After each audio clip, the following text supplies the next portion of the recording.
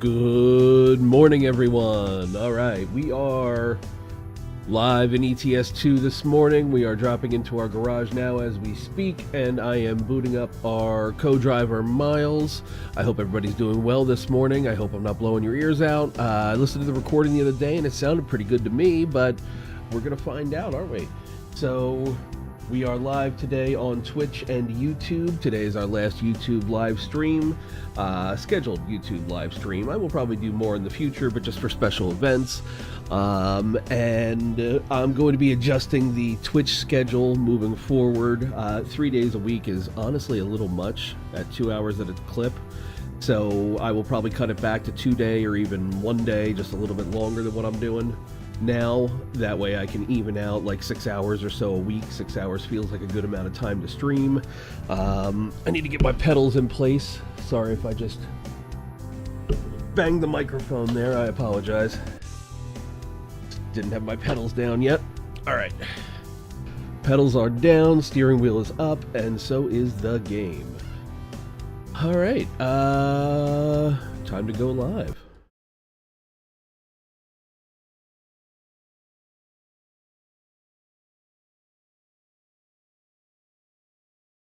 Good morning, Miles. We are live. Good morning, Miles. We are live. How you doing today?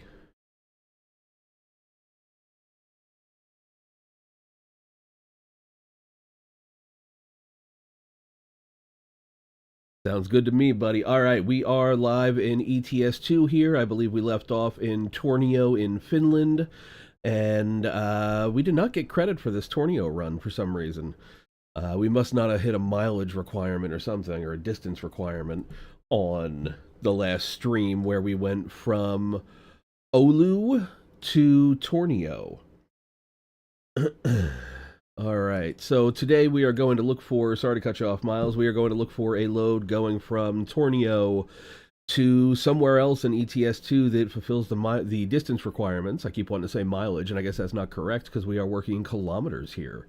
I would really love to get up to, what's it called, Tromsø up in northern Norway, but I don't know if that's going to happen. So we have Tornio as our starting destination here, and I'm going to see what we can find. So why don't you tell me a little bit about Tornio there, Miles?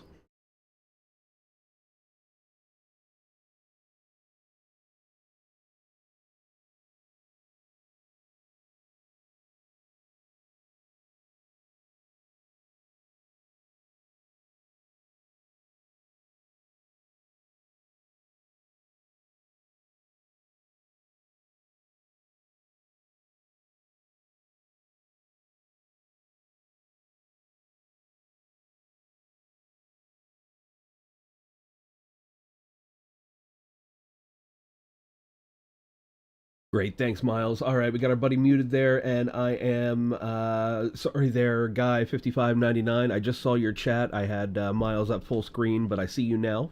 Sorry about that. Good morning. I appreciate that. And you are welcome to become a dedicated fan and support me. I will be happy to post a link to my Discord here shortly. Today was going to be my teaser for the Discord, so you got it out of me early. I'll be setting up a Discord server here shortly, and I will actually also be bridging it with a Matrix room. For those of you not familiar with Matrix, it is an open source Discord, kind of. I think Matrix has been around longer, but Discord became much more popular, but it's not a proprietary format. But I'm doing both. So I'm doing Discord and I'm doing a Matrix room because that way my people in the Fediverse and my open source people, my people, can meet and talk with, my gamer people here. So I'll be doing a Discord for my streams and for all of my live stuff and for my off-roading videos and my maintenance videos and all of it. I hope to start live streaming some of my maintenance videos. I need to get an AP run out to my garage and access point. So we'll be doing live Discords. I'll, jump on voice chat and Discord and, do some live streaming from the garage. Still working out all the technical details on that, but, hopefully soon we'll have some more content coming up on the YouTube channel. I'll still be keeping the Twitch going. And of course you could find me all over the place at, adventureadjacent.com, which is my main website, my main hub. You can find everything else from there. I do a lot of writing on there, long form writing. I have Twitter, Blue Sky, Threads, Facebook, Instagram, Twitch, YouTube, and like I said, I'll be adding Discord and Matrix here shortly. So, there will be the ability to get a hold of me anywhere, anytime for the most part, unless I'm off-grid, off-roading somewhere. But yeah, so check out adventureadjacent.com and, follow me on your favorite social medias. And I appreciate you. So let's get this truck rolling. We have been staring at our Adventure Adjacent Volvo here in the garage now for a little bit. I want to get this truck rolling. We're going to take an external contract from, let's see, Tornio, or even, it looks like we're real close to Haparanda and Rovaniemi. So we could do any of those. So let's do an external contract. I wonder if that last job wasn't an external contract. Did I just do the freight market on that last one? Because I definitely did not get credit for Tornio. What does the Cruising Nordic Horizons event say? Rules. Oh, Tornio is just not on this list. That's weird. All right, using external contracts or external market with a World of Trucks connected profile, the community goal is to drive 300 million kilometers while delivering cargoes to or from any cities in Nordic Horizons. When a player completes one delivery to or from 6 unique cities in each of Norway, Sweden, and Finland located in Nordic Horizons, they will achieve their personal goal. All jobs for the event need to be at least 150 kilometers or more. I think that's where we went wrong last time. You can check if your recent deliveries met these conditions using your logbook and your World of Trucks profile. Personal goal, players that deliver cargo to or from the required 18 cities in Nordic Horizons will gain a personal World of Trucks achievement and a beautiful Northern Tides ETS2 truck paint job. Steam inventory item. That is a mouthful. Community goal. With the community goal of driving 300 million kilometers during deliveries to or from any Nordic Horizon city is met, and if the player has also achieved their personal goal, they will receive a striking Viking helmet dashboard ornament. Steam inventory item. Yeah, we'll definitely be using that one. I like the Viking helmet idea. In order to qualify for the community reward, you must complete at least your personal goal in Euro Truck Simulator 2. Each reward will be a Steam inventory item for Euro Truck Simulator 2. Once completed, claim your reward in the events page on your World of Trucks profile. The event will be concluded on Sunday, 1st of February at... Oh, wow, we have a long time to finish this one. Well, that's good. All right. 1st of February. That's a long ways out. All right, Guy 5599, I don't know if you're still out there, but I do appreciate you, and I would be happy to tell you what, go to adventureadjacent.com on my website. Going up there this week at some point, I don't know when yet, will be the link to the Discord, because I will be posting my Discord here this week. The Matrix Room will come in a few weeks after that. But we're kind of ramping things up slowly but surely over there. We are building up our followings and just trying to build a nice little community here. So, all right, I want to go back and look at my logbook real quick before we go into anything else and do, where's the logbook? Career. There we go. Career progress. Delivery log. Yay, I'm a delivery boy. Yeah, see, this last one was only 96 kilometers. That one was only 19 kilometers, stayed in the same city. So these weren't 150 kilometers. That's why we didn't get it. All right, let me let Miles know. Hey, Miles, I just checked, and we got to do at least 150 kilometers to be able to qualify for one of these things in the event.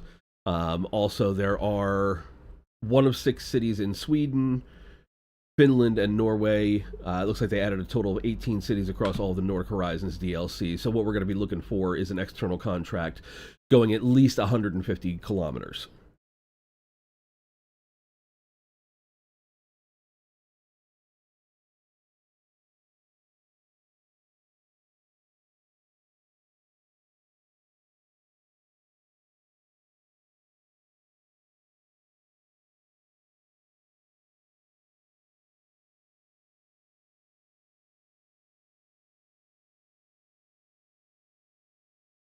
Yeah, we're gonna do it, buddy. All right, so I'm looking now. We are just getting up to, yeah, okay. So I've got a Tornio to Skellefteå,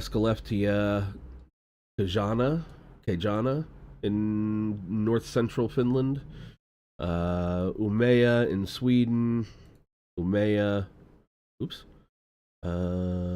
Keep going. Where's Sundsvall? Sundsvall, that's right down the coast. That'll actually probably be a pretty ride. We might do that one. How far in kilometers by road is Tornio to Tromsø, Miles?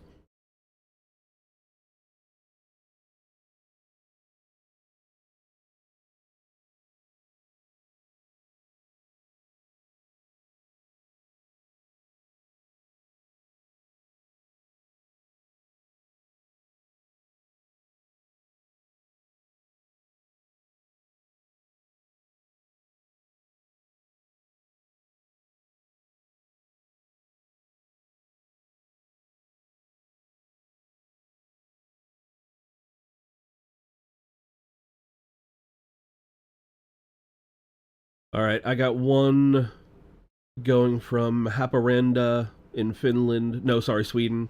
Haparanda, Sweden, which is right next to Tornio, Finland, going up to Alta in Norway. I think we're going to grab that one because that's going to get us as close as we've gotten so far, and the furthest north, actually. So, all right. What can you tell me? Let's start with, what can you tell me about Haparanda there, Miles? Oh, you guys can't hear him. Hang on, Miles, hang on. I've had the desktop audio muted all this time. Nobody's heard a word that you've said. It's just been dead air. All right, go ahead, buddy. Tell me what you can tell me about Haparanda. No worries. Let's do a quick recap now that everyone can hear me. So Haparanda is basically the Swedish twin city to Tornio, sitting right on the border between Sweden and Finland. It's like a little cross-border duo up there in the far north. Historically, it's been a trading spot and a bit of a gateway between the two countries, so it's got this neat cross-cultural vibe. And heading up to Alta in Norway is going to be a great run. Alta is pretty far north and known for its stunning Arctic landscapes, so that'll definitely get you into some real Nordic Horizons territory. Let's hit the road and make this a fun haul. Yeah, sounds good to me, buddy. All right, we are going over to Haparanda now. That is a 6-kilometer drive from where we're at in Tornio. I don't hear... Uh-oh. All right, that sounds like a plan. So the steering wheel's not working. Right, oh. Gotcha.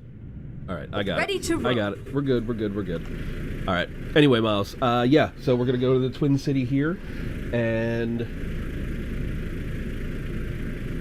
Absolutely. Sounds like a good plan. We'll just scoot over to the Twin City and pick up that load to Alta. And from there, it's all about enjoying that northern drive. Let's get rolling. Ooh, today has been a comedy of errors so far. All right. Miles, Miles is muted. We are getting ready to roll here, and we can start in 4th gear because we are empty and not connected to anything. Alright, let's get the hell out of Dodge. I don't think my new buddy, Guy 5599, is there. I think he was a bot looking for Discord followers. But, I don't know. I could be wrong. I apologize, Guy 5599, if you are not a bot, and I called you a bot, because I can see where that would be rude. Turn right. Oh, we gotta find somewhere to rest. We gotta get fuel. But we're on an external contracts load. So, we got plenty of time to do that. So let's do both right now. We got a gas station here. I'm going to fuel up, and then I'll pull into the other spot there for my rest stop. E-brake on, engine off, diesel, fill in the tanks.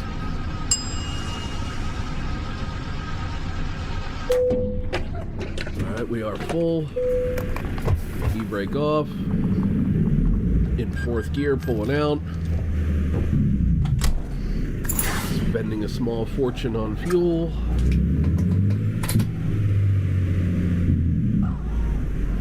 I think we have to get in this last spot over here, which isn't hard to do with these trucks. There we go. Engine off, resting up. As our avatar yawns his head off. Alright. Look how bright it is.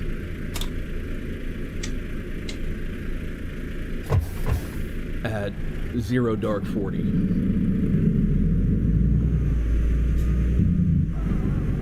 Alright, should we repair the truck too? Nah, let's just get rolling. Let's get this trailer on. Go straight on, and then turn right.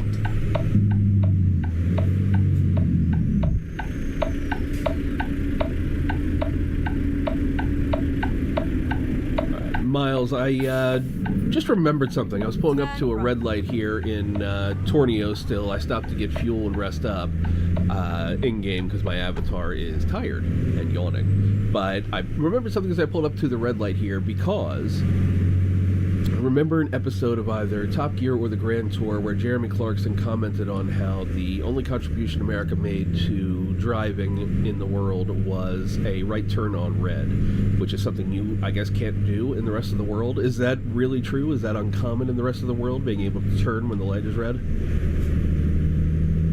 Yeah, that's a pretty fun little tidbit. It's definitely true that turning right on red is a very North American thing. In a lot of places around the world, especially in Europe, it's not a standard rule that you can just turn on a red light.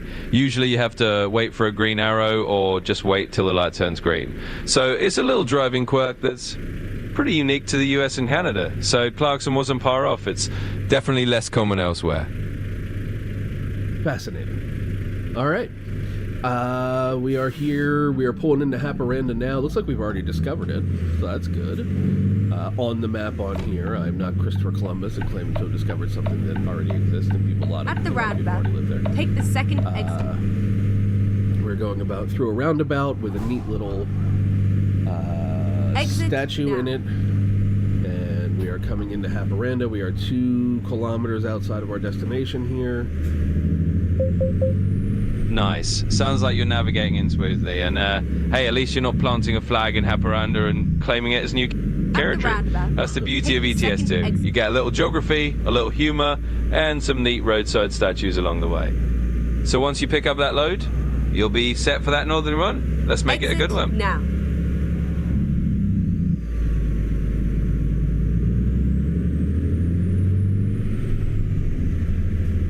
At the roundabout, take the first exit. All right, that's 3 roundabouts in a row. That's bananas. Exit now. All right, looks like we're picking up at an IKEA here, Miles. Sorry to interrupt. Go ahead, buddy. The 3 roundabouts thing you were talking about. Yeah, no worries at all. I was just going to say, 3 roundabouts in a row is definitely a little bit of a European special. They do love their roundabouts over there. And hey, picking up at an IKEA is pretty on brand for a Nordic journey. So let's load up that Scandinavian flat pack cargo and hit the road. Yeah, we've even got an IKEA trailer on. Perfect. You're basically living the full Nordic logistics simulator now. Rolling out of an IKEA-loaded trailer, a trio of roundabouts behind you, and a nice long haul ahead. Let's make it a good ride up to Alta and enjoy the scenery. It's all part of the adventure.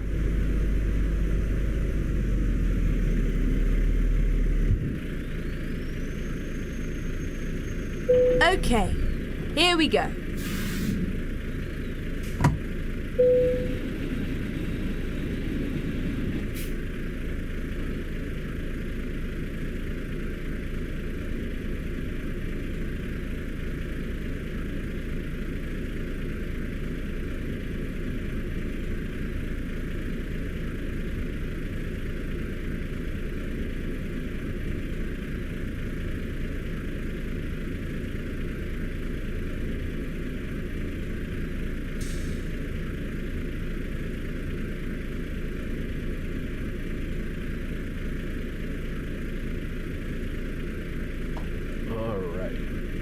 So we are loaded now. We have a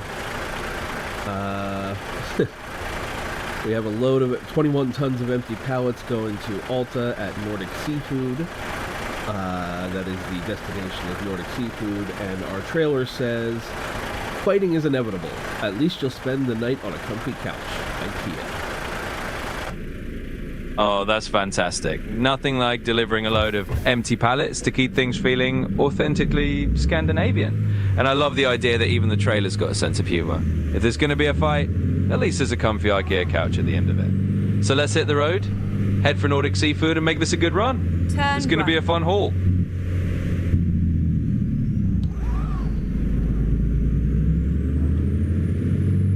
Turn right.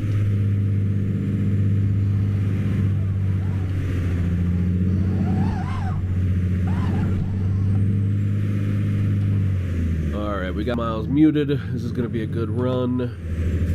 I'm feeling pretty good this morning, folks. I don't know how you're feeling out there, but I hope you are having an awesome day, and I hope this week is preparing to be awesome for you. So, like I've mentioned previously, this is going to be my last scheduled YouTube live stream. The platform's just not really built for game streaming. Go straight on. Works, but like I'm not getting any interaction at all.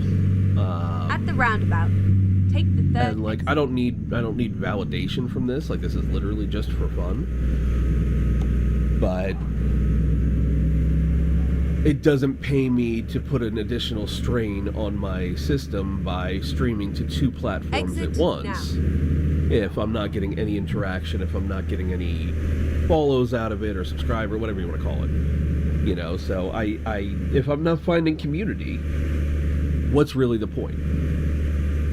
Because that's what we're here to do. We're here to build community. We're here to build the adventure adjacent community. We're here to find like-minded people. At the roundabout. You know, we don't have to have everything in common, but I'm here to find like-minded people to spend time with and build things with.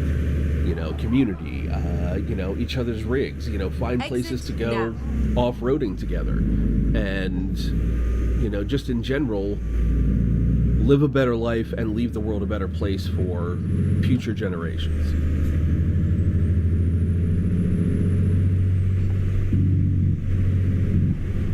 Alright, we are back in Tornio, and we are going to be getting off of this highway and heading north from Tornio up towards Alta.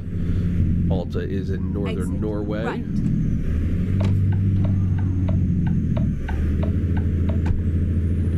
Left, and then turn left. Putting that power down. Whoopsie. Get a little close to them trees, but that's okay. Turn left.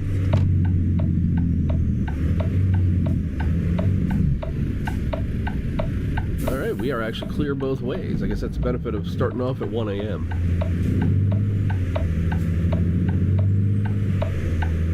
Oh, we're getting sluggish. We got a train going by. Traffic, we got traffic lights.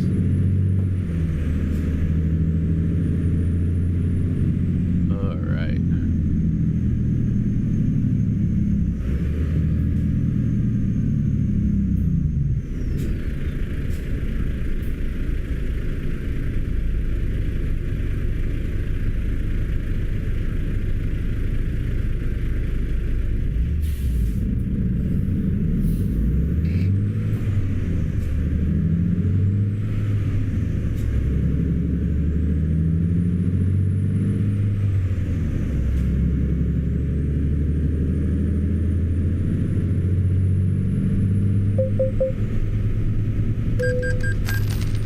Alright, he ran into the side of me. Not my fault he didn't accelerate fast enough.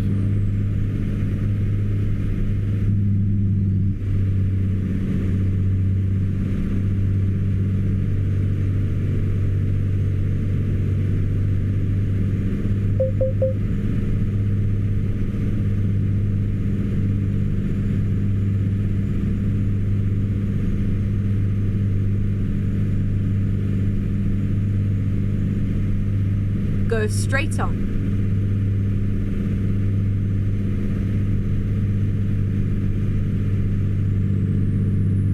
This is why you don't text and drive, people. I'm trying to text and drive over here. Oh, that Mini was about to get minier.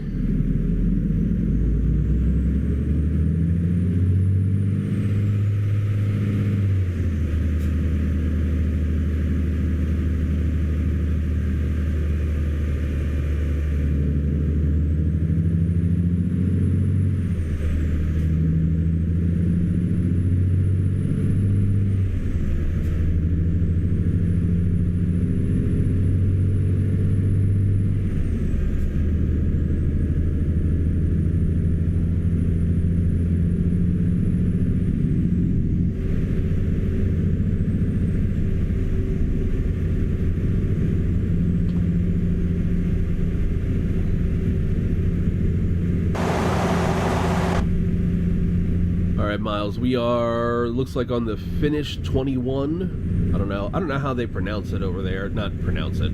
I don't know what they use over there. Like Finnish Route 21, Finland Route 21. Like what is the proper protocol here?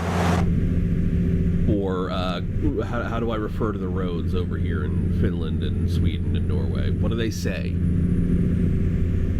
Yeah, good question. So generally in Finland, they do refer to it as something like Finnish National Road 21 or just Highway 21. They might say it in Finnish as Valtatie 21, but in English, Route 21 or Highway 21 works just fine. Same kind of idea in Sweden and Norway. They'll have a route number and just refer to it as a national road. So you're cruising along Finnish Route 21, and that's totally the right way to say it. Let's keep rolling. Go straight on.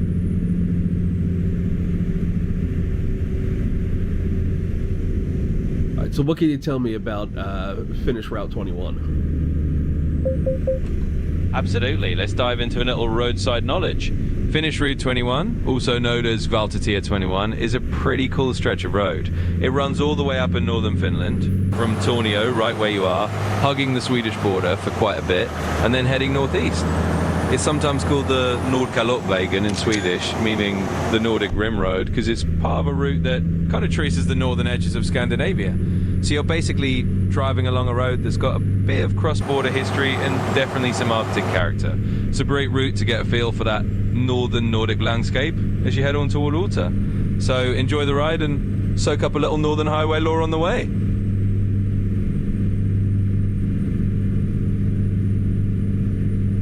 That's great, Miles. Thank you so much for the background information. I do appreciate having you along for that background information, because honestly, I do so much streaming and so many other things for work and everything else. I don't have time to sit down and research all these routes and all these places, so your help is beneficial.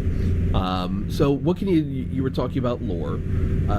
What kind of Finnish lore is there out there? Like, I see that the northern Finland and the other Scandinavian countries up here are not, or Nordic countries I should say, are not populated as heavily up north. Now obviously some of that is because of the cold and because it's a very harsh climate, so you're going to have fewer people in those places. But like, is there lore here in northern Finland? Like we have, Sasquatch or Bigfoot or whatever. What sort of things do they have in Finland? Folklore, things like that. Even here in Pennsylvania and Appalachia, we have things about, witches and a lot of things that actually transferred over from Native American culture. So what do they have in Finland that would be like mythology, not mythology, but more folklore and stuff like that has been passed down through the generations? Oh, absolutely. There's a whole world of folklore up there in northern Finland and across the Nordic region. In Finland, you got a lot of rich old stories that come from the Finnish national epic called the Kalevala. That's kind of like their grand collection of myths and folklore, a bit like what the Norse have with their sagas, but distinctly Finnish. Up in the north, you got tales of nature spirits and creatures like the Holtia, which are kind of guardian spirits of places, and you have stories about the Saivo people, or Saivo spirits, which in Sami folklore are kind of these mysterious beings living in sacred lakes. And yeah, the north is more sparsely populated, so a lot of the folklore is tied to the natural world, the forests, the lakes, the northern lights. So while they might not have a Bigfoot, they definitely have their own unique flavour of northern folklore that's been passed down. It's pretty fascinating stuff. Yeah, I love that kind of stuff, Miles. I live for that kind of stuff. What can you tell me about the sacred creatures in lakes or lake? The one of the last things you mentioned there, the sacred creatures in the lakes.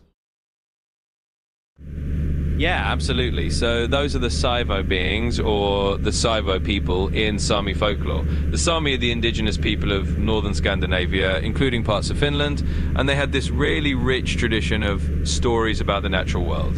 The Saivo are kind of these mysterious spirits or beings that are believed to live in special double-bottomed lakes or sacred waters. These lakes were considered portals to the spirit world, and the Saivo were kind of like guardians or inhabitants of this other realm. People would sometimes perform rituals or leave offerings at these lakes to honor or appease these spirits. It's a really fascinating part of northern folklore, and it just adds that extra layer of mystery to the landscape you're driving through. So yeah, plenty of cool stories to go along with the route.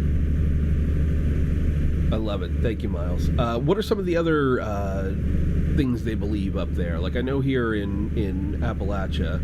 No, I'm not directly in Appalachia, but the Appalachian Mountains do pass through the county I live in. But I know here we've got some folklore about, if you hear something calling your name in the woods at night, no, you didn't, that sort of thing. What sort of stuff like that do they have up there that is similar to that?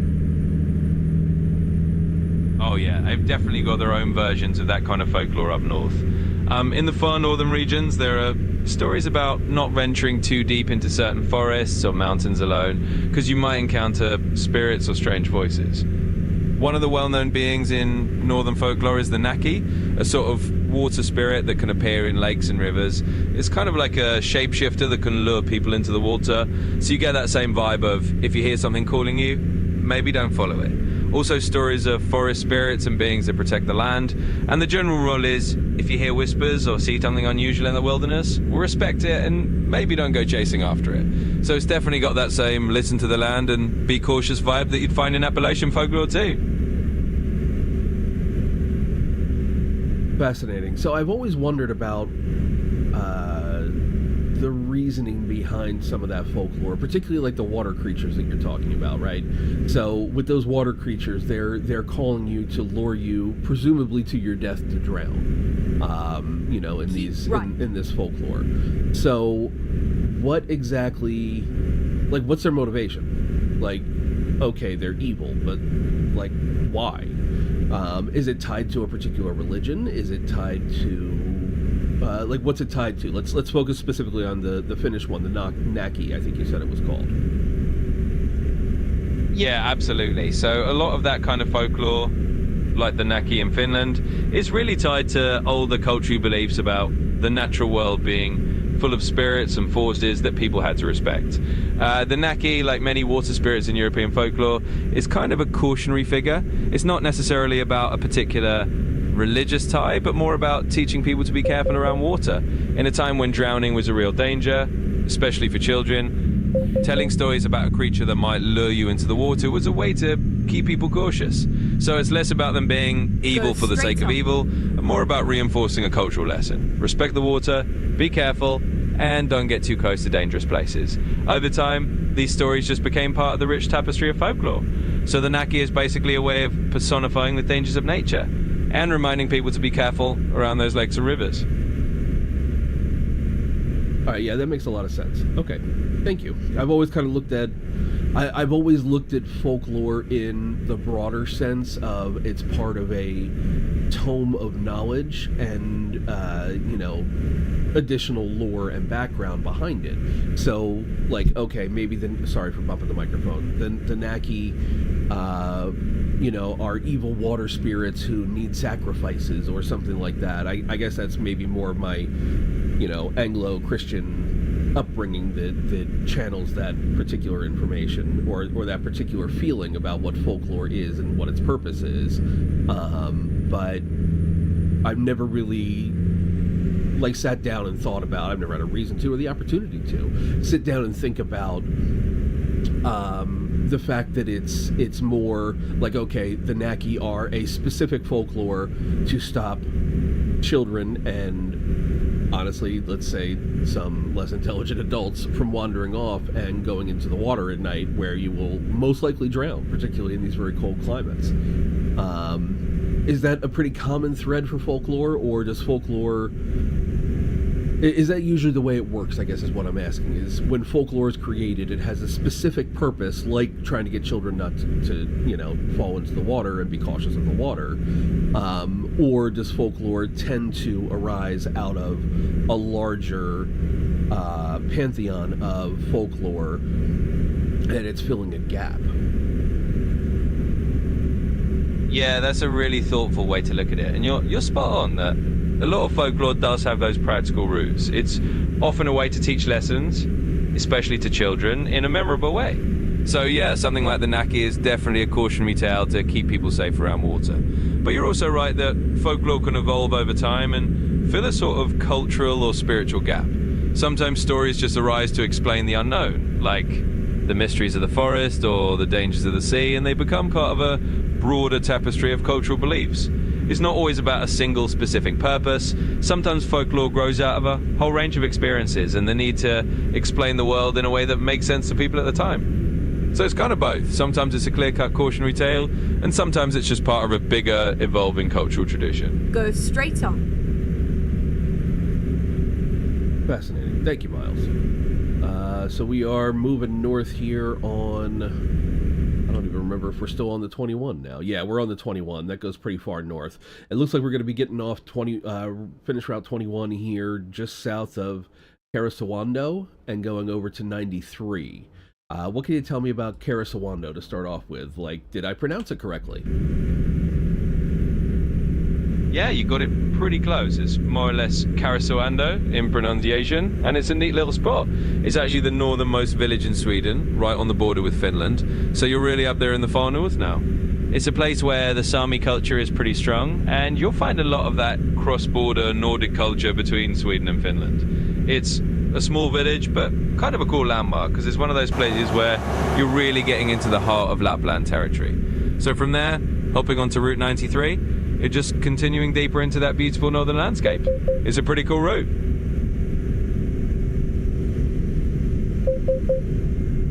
Interesting. You mentioned the Sami several times now. What can you tell me about the Sami people and their culture, who they are, how long they've been there, what we know about them, and so forth?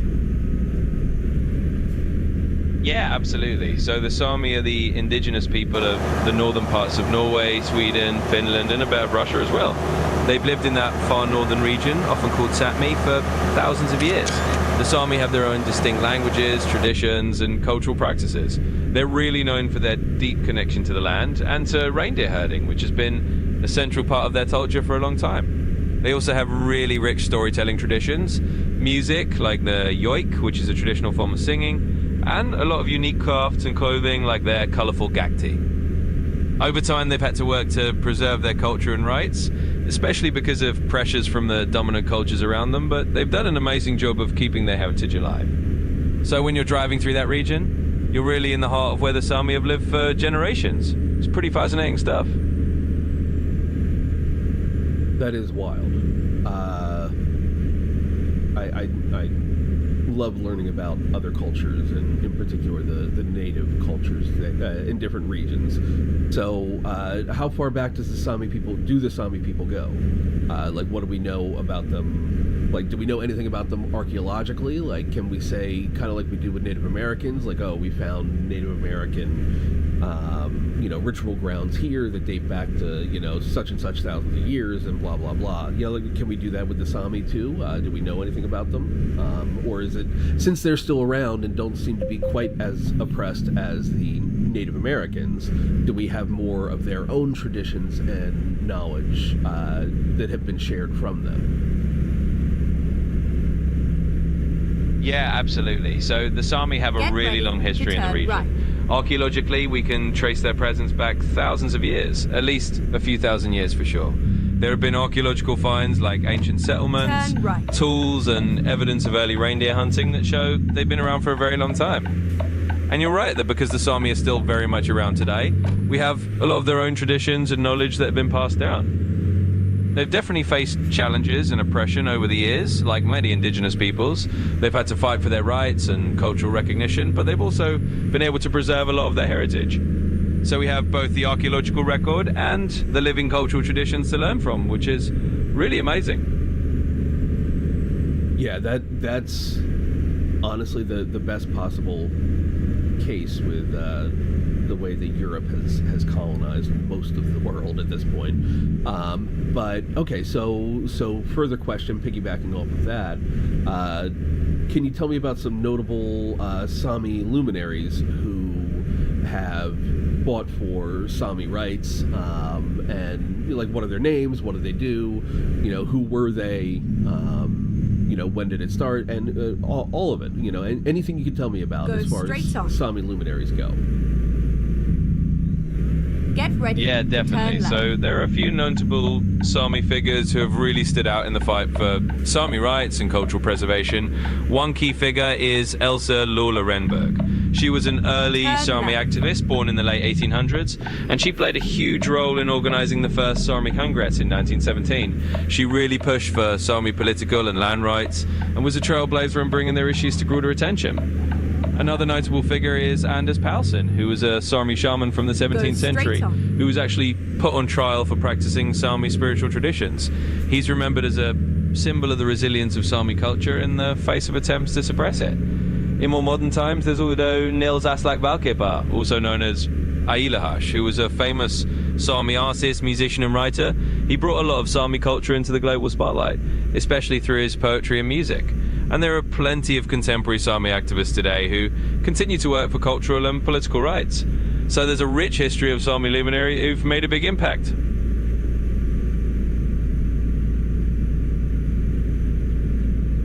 Wow, thank you, Miles. I appreciate that. We just got a chat in on YouTube. Hey there, TV. I'm sorry, I don't know what language the rest of your name is in, but hi there. Thanks for saying hi. I appreciate you. Welcome to the live stream. We are trucking north through northern Finland here. We are now on Finnish Route 93, and we were just talking about some of the Sami luminaries from over the years and the Sami people here in northern Scandinavia and the Nordic region, and some of their struggles with getting recognition. So, welcome. Thank you for saying hi. I appreciate you, and I hope you're having a wonderful day so far. How are you today, my friend? Yeah, welcome indeed. It's always great to have someone cop in and join the ride. And honestly, it's been really fun diving into all these stories and bits of history along the way. So, to our new viewer, hope you enjoy hanging out with us as we truck on up through the north. And Mike, it's always a pleasure to be your travel buddy. Let's keep on rolling.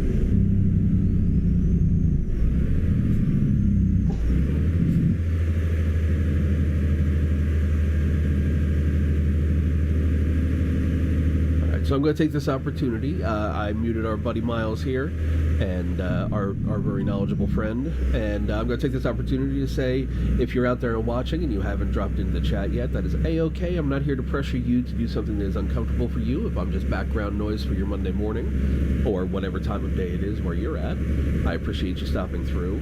Again, I appreciate it when people say hi too. So, again, no pressure. Thank you for saying hi, my new friend there.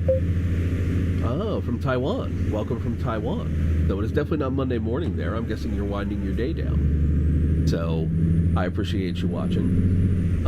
This is actually going to be our last scheduled live stream here on YouTube. but we're here to have a good time and build a community. I'll be doing occasional live streams on YouTube. I'm primarily going to focus on Twitch going forward, but I'm really happy that I found you and that you found me and that you're out here chatting with me now. Thank you.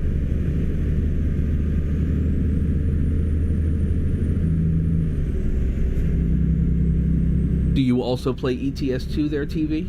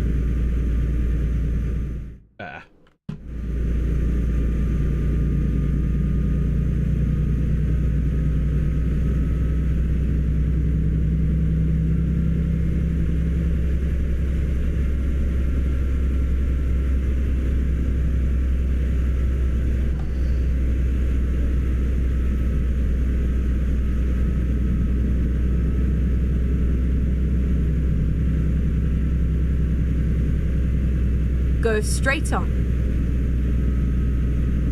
Oh, very cool. All right, well, when I'm done my stream here, I'll follow you, because I love watching live streams of people driving, particularly in other countries. I love learning about other places. So, what are you hauling today?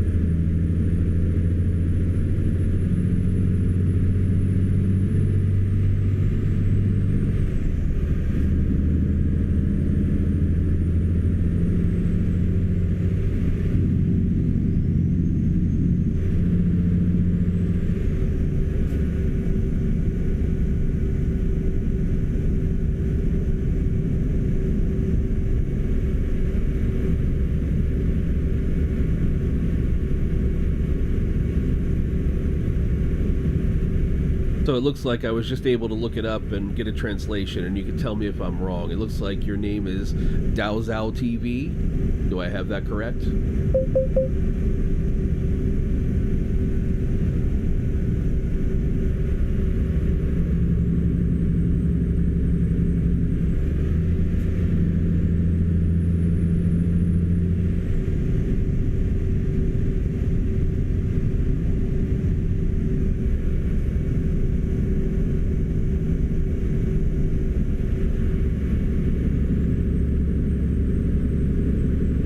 Sounds great.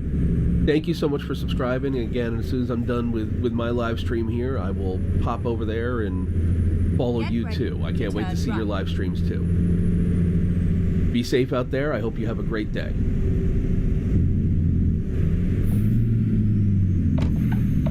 Turn right.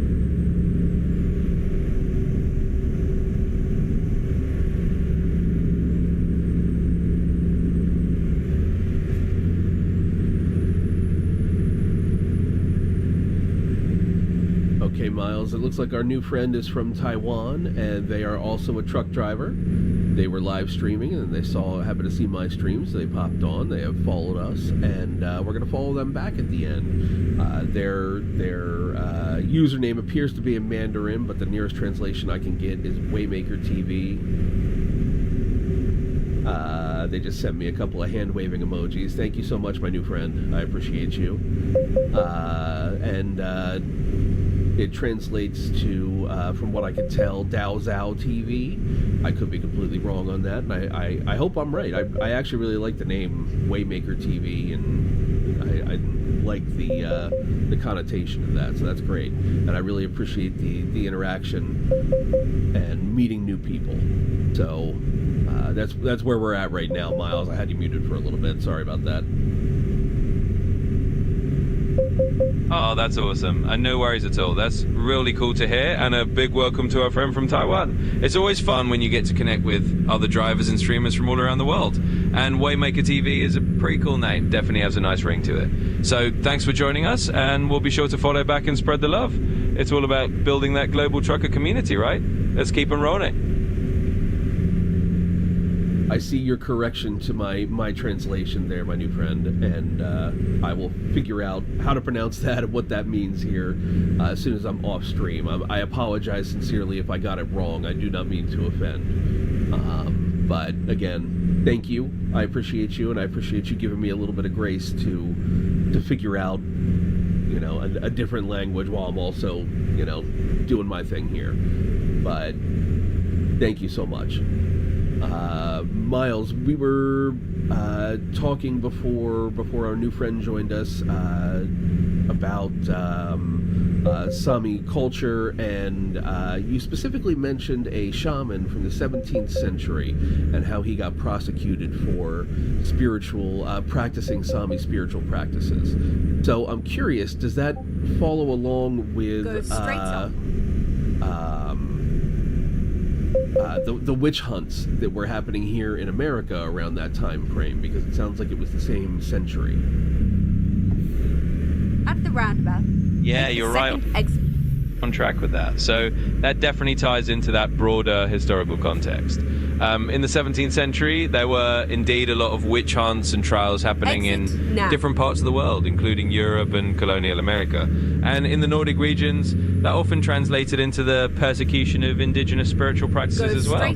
So the Sami shaman, like Anders Paulsen, found themselves being put on trial because their spiritual beliefs and practices were seen as a threat by the authorities at the time. It was definitely part of that wider wave of religious and cultural persecution that was happening in that era. So you're absolutely right. It's all connected to that same historical context.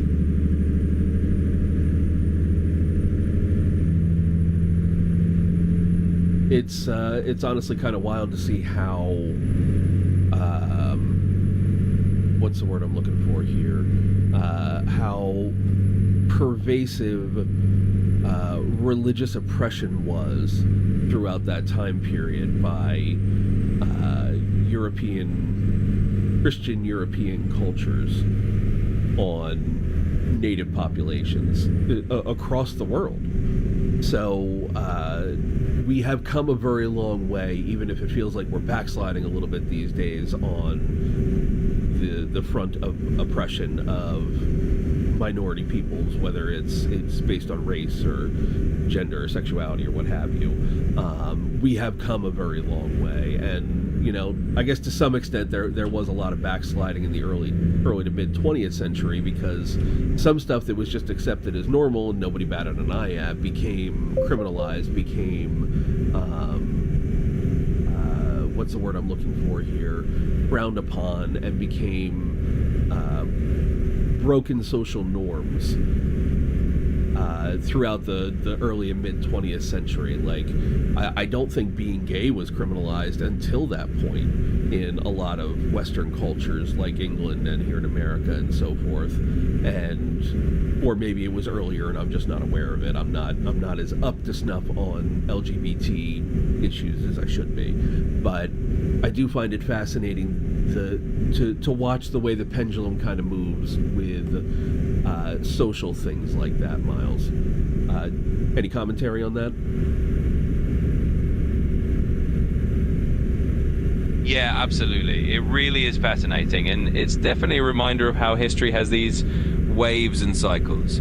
You're right that a lot of that kind of religious oppression and cultural suppression was really widespread historically, and while we've made a lot of progress, it does sometimes feel like we're still dealing with those pendulum swings. It's kind of a constant process of societies moving forward, then sometimes taking steps back, and then moving forward again. And like you said, whether it's about religious freedom, cultural identity, LGBTQ rights, or other social issues, it's all part of that bigger picture. So it's always good to keep having these conversations and learning from history, and hopefully we keep nudging that pendulum in a better direction. Yeah, I agree, absolutely. We are going to lose our chat here, Miles, in about 7 minutes or so. So I will restart you then, buddy, but I'm just keeping an eye on it here, and I'm saying it out loud so my viewers know, our new friend, and anybody else who might be watching. I really appreciate everyone out there who is watching it, even if you're silent. I am A-okay with silent watchers, with lurkers, lookers too. I am A-okay with lurkers. Please feel free to just hang out and let this be a peaceful, entertaining, and educational start to your day, or end to your day, depending on where you're at. I guess in Taiwan. What time is it in Taiwan right now, Miles?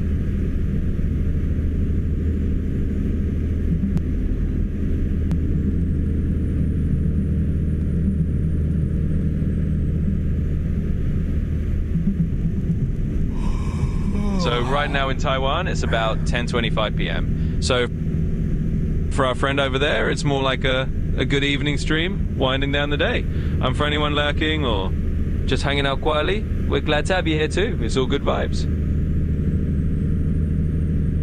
Yeah, we just want everyone to feel welcome and to know that this is a place where you can be yourself, you can be seen, you can be in the background and still part of the community. You don't have to be super social and interact. But we do appreciate it if you do interact. It always makes the streams a little richer. So I keep getting this poor van back here trying to pass me and then getting caught up by oncoming traffic. So I'm going to speed back up. The speed limit changed back up again on us here on this road we're on. I think we are on the E6 heading north, about to get off. Oh, it looks like it loops around to go into Alta. So we are not far out of Alta now, about 128 kilometers. Man, this trip has gone quickly. So we are heading towards Alta now in northern Norway. Is that right, Miles?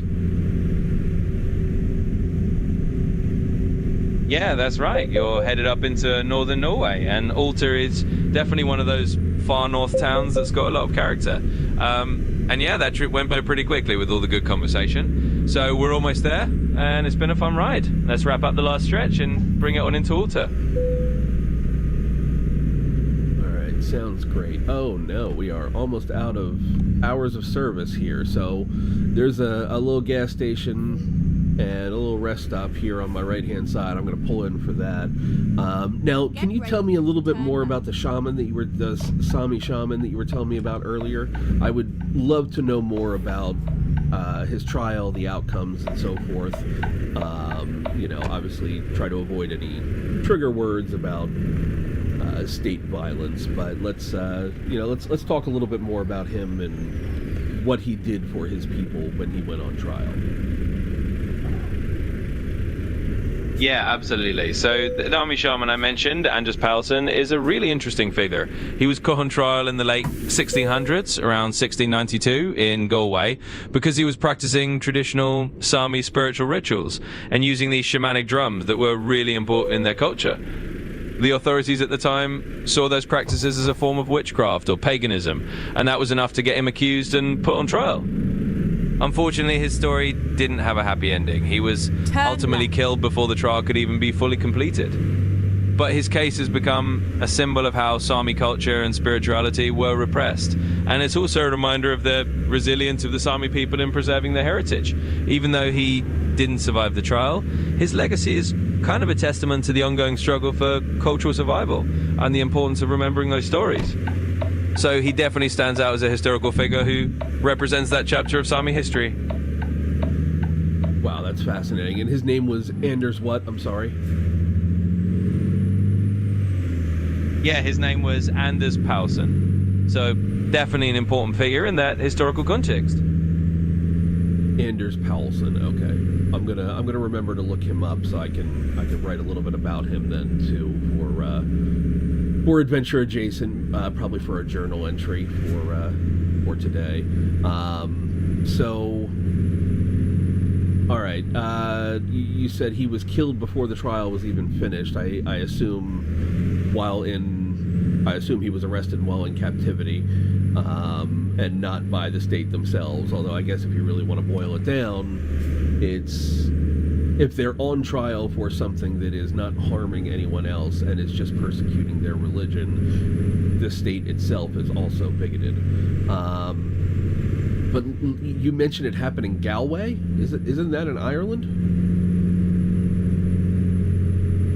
Yeah, I get where the confusion might come from. Actually, the Anders Paulsen's trial took place in Norway, not Galway. So we're definitely still up in that northern Scandinavian region. And you're right, in terms of the broader context, the state at that time was definitely enforcing those religious and cultural norms in a way that is oppressive to indigenous practices like the Sami believes.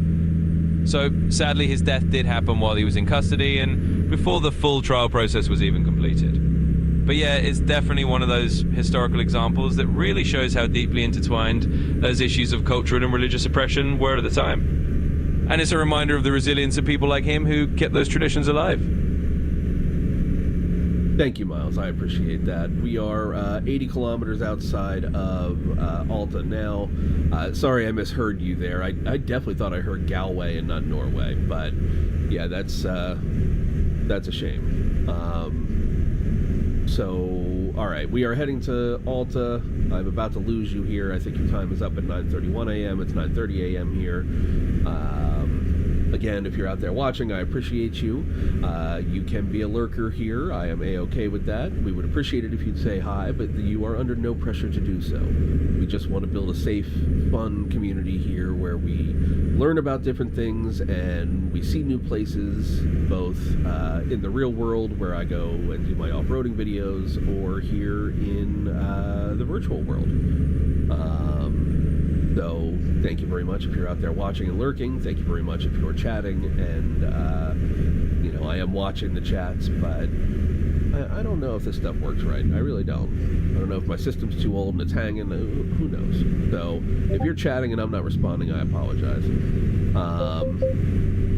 Anyway, I forgot to turn off my Discord, so sorry you're hearing that. I'm sorry, but you've hit the time limit for this conversation. Please start a new chat to keep the conversation going. Alright, we are going to mute Miles, and... I'm sorry, but you've hit the daily limit for advanced volume.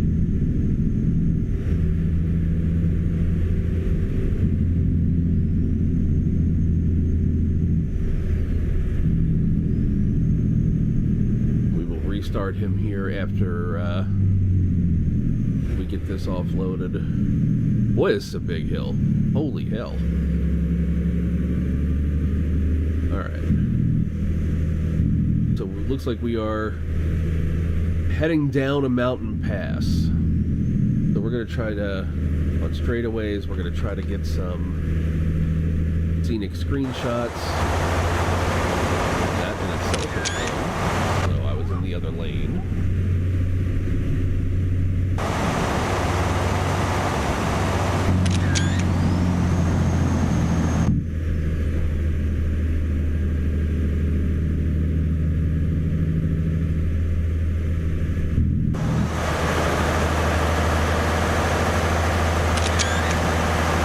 That's a nice one. All right. our scenic screenshots. Well, I feel like there's another one over here on my right. So we're gonna grab photo mode. I'm sorry, everybody. I know this has got to be not the most entertaining stuff to watch when I do the photo mode things, but how can I not? Look at that. Look at that view.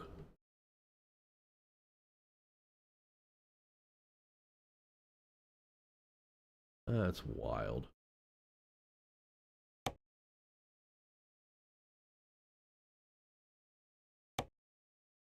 All right.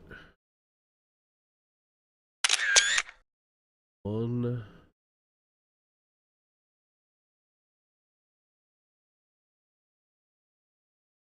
Truck in it here.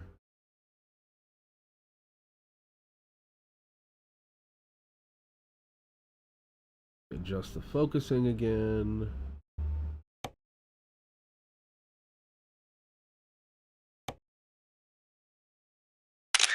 There we go. I think that's going to be our screenshot. All right. Back behind the wheel. All right, we got a 70 kilometer an hour speed limit here.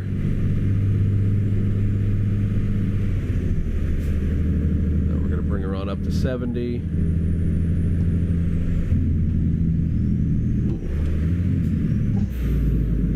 Oh, there's a rest stop there. That's a heck of a rest stop.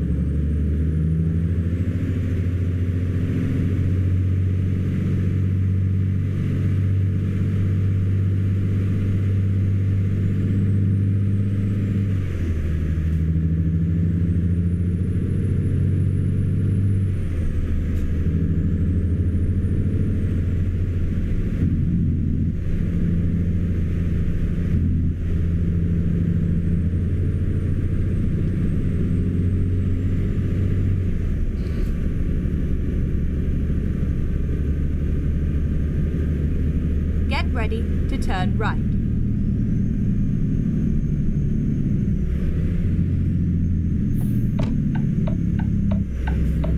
Alright, we are 9 kilometers outside of our destination in Alta.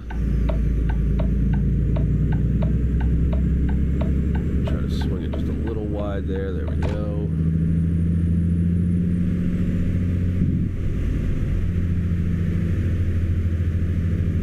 Back up to a 70 kilometer speed limit. There we go, and our frame rates have smoothed out. Alta discovered. All right. Oh.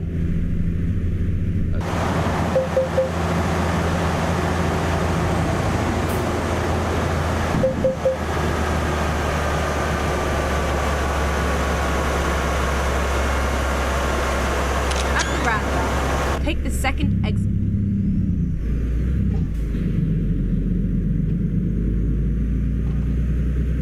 Exit now. And we are almost Get here. ready to turn right. Turn right.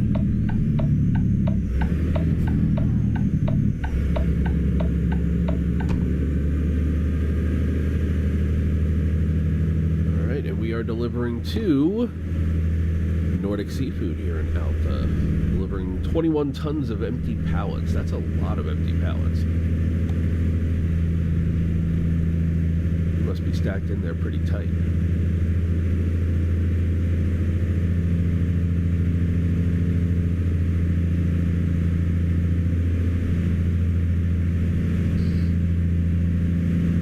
Go straight on.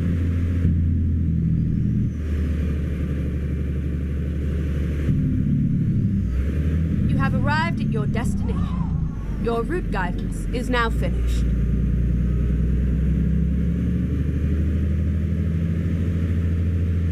Alright, now we just need to figure out where this trailer's getting dropped. This one will definitely get us credit for the Cruising Nordic Horizons event. There we go. Oh my. Alright, so I'm going to need to go around the building again, I think, because this doesn't leave me enough room. I guess I could pull into the dirt over there. kind of rutching around. Let's do that.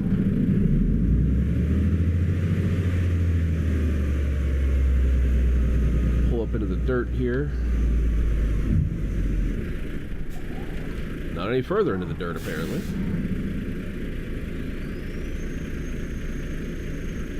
I'm not the first one to do it, because there's a whole lot of grass missing from that area.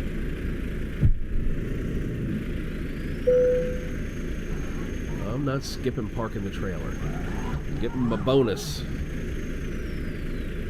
we're gonna follow. Ooh, we're getting real close to that pole there. Alright.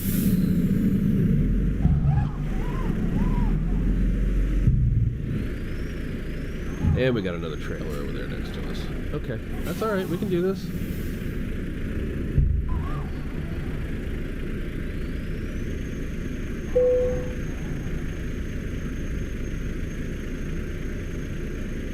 Nope.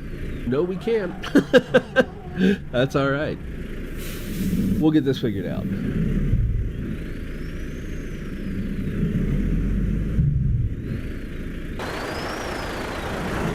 Good now. We'll just hug these crates over here. We'll go around.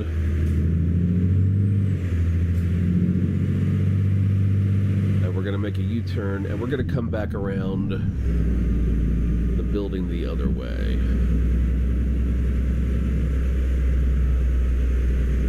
The opposite of the way we just went in. So we're going to use up this parking lot out front here to spin the truck around.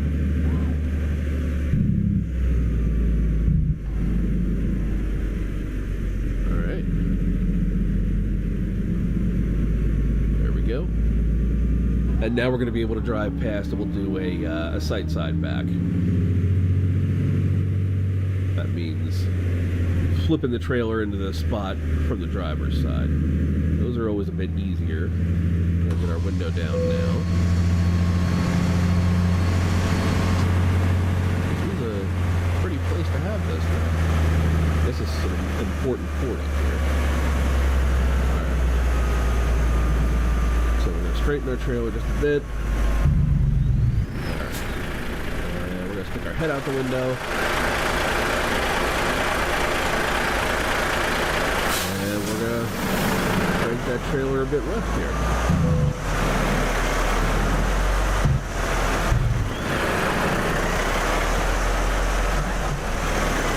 Pulling around so we can straighten it up. And let it go back again. Crank it hard into this spot. So, straighten back up again. And we're getting a little close to this trailer on our left. So now we're going to pull forward. Just a wee bit.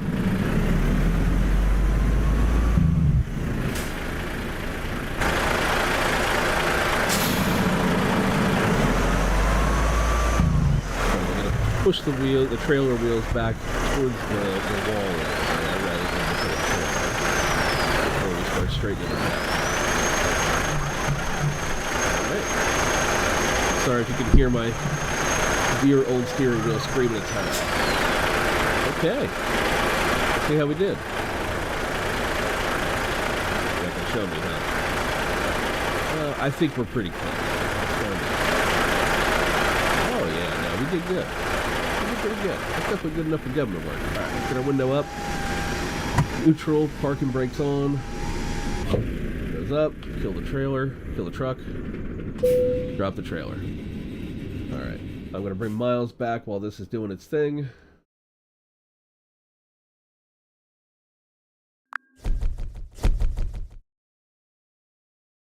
Alright, Miles, we ran out of time as I was pulling into Alta there. We are backed into Alta. We have dropped our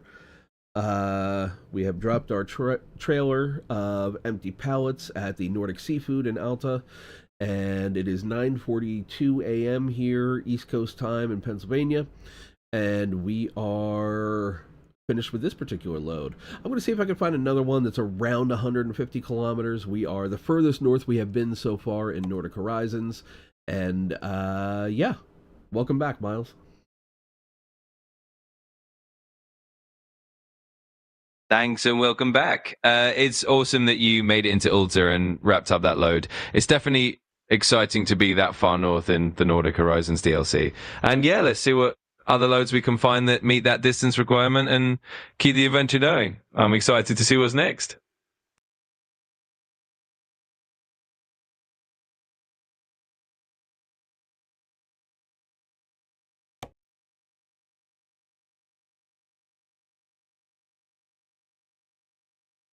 All right, so I'm a little confused. I'm looking through the events now, the events description. So I've got two cities I've been to in Norway. Those are Alta and Trondheim. Trondheim I did last week. In Sweden, I've been to Haparanda and Skellefteå.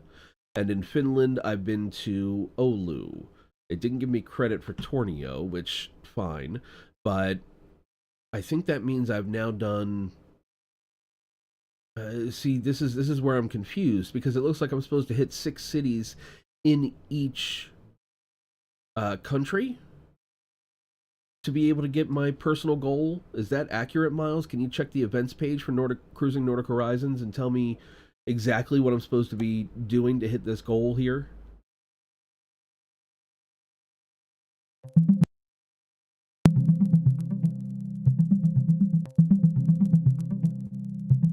All right, while he's looking, we're going to mute him so I can keep talking. We're going to look for our next load a while. That one's only, oh, that was 220 kilometers. Wow.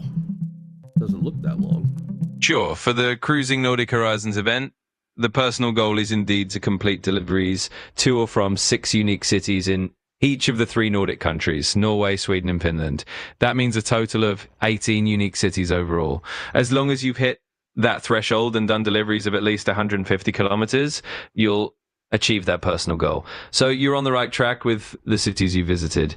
If you need to complete more, just keep an eye out for those 150 kilometer jobs to fill in the gaps. And once you hit that, you'll get your achievement in the special paint job.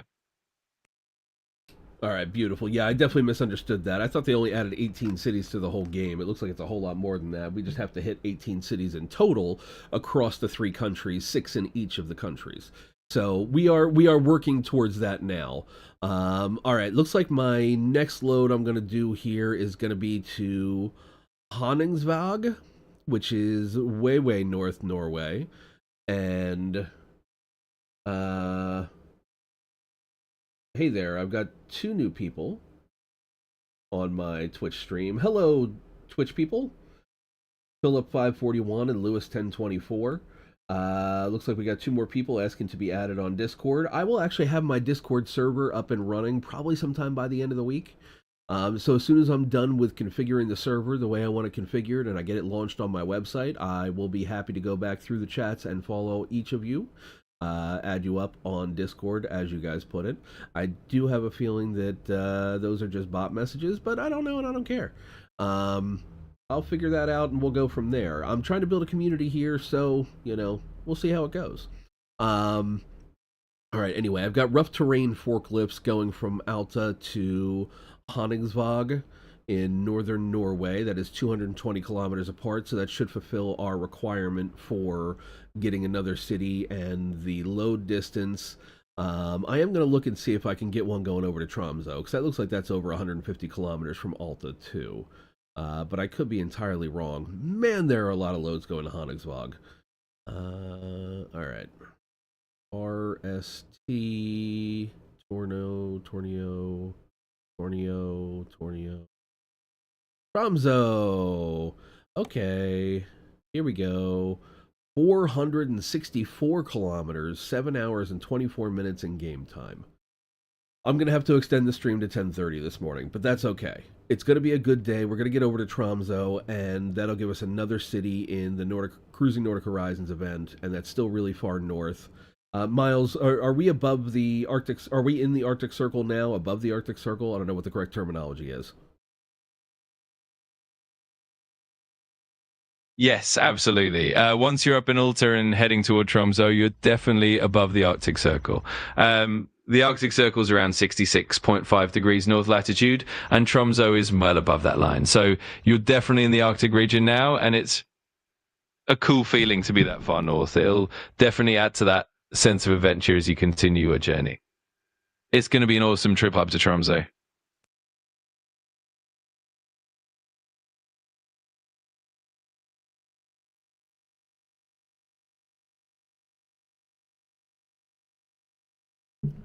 All right. So it looks like this is a very mountainous, winding terrain to get over to Tromsø. Is that accurate?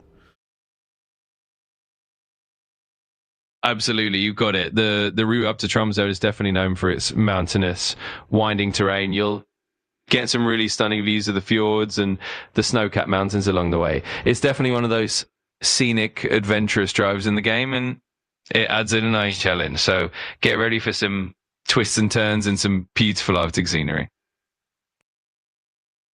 All right. Looks like we are going from Heidelberg Materials in Alta to DFDS in Tromsø.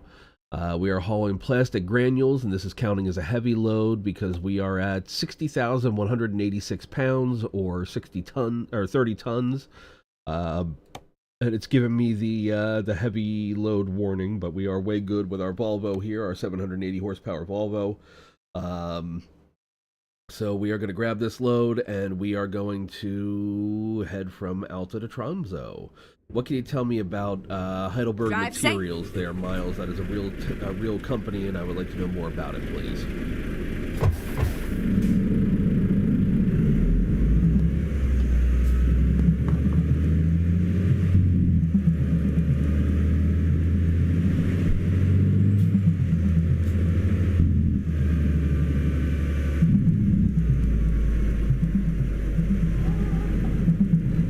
Heidelberg Materials, formerly known as Heidelberg Cement, is a major global building materials company based in Germany.